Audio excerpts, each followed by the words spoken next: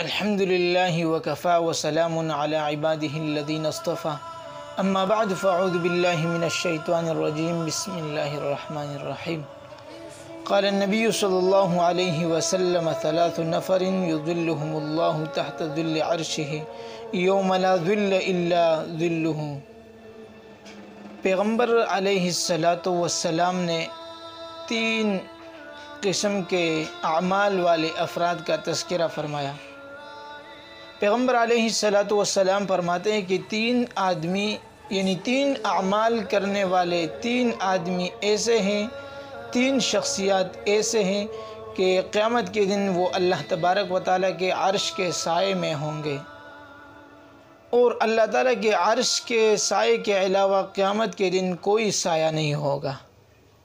تو وہ تین افراد جو اللہ تبارک و تعالیٰ کے عرش کے سائے میں ہوں گے قیامت کے دن، وہ تین افراد یہ ہیں۔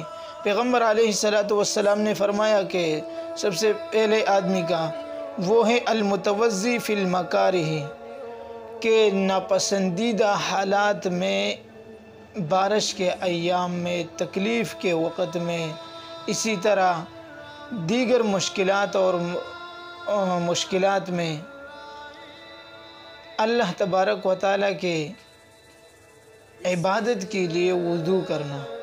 تو وضو کرنے والا آدمی، وضو کرنے والا شخص، چاہے وہ مرد ہو، عورت ہو، چھوٹا ہو، بڑا ہو، جوان ہو، بوڑھا ہو، لیکن وضو کرنے والا شخص قیامت کے دن اللہ تبارک و تعالیٰ کے عرش کے سائے میں ہوں گے۔ اور دوسرا آدمی وہ ہے والماشی الی المساجد، مساجد کی طرف چلنے والا آدمی۔